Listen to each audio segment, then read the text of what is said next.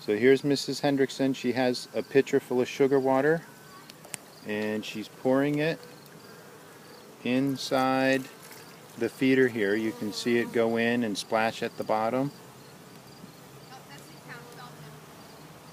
You can see bees and maybe hear some bees just flying around. Okay, so she has it all full. You can see it in there. Okay, so now she's going to place it back in the top.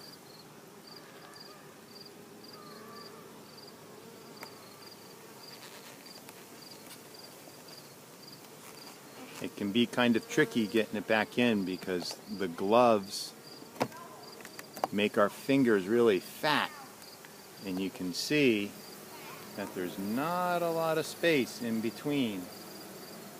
And if you see each one, I'm just going to come over here and show you. Interesting. Yeah. They're fanning. You see how these bees here are kind of standing up? See how they're standing up like that? There's another one over here doing it. Okay. They're fanning. They're trying to cool the hive. Because in this hive, there's probably 60,000 bees.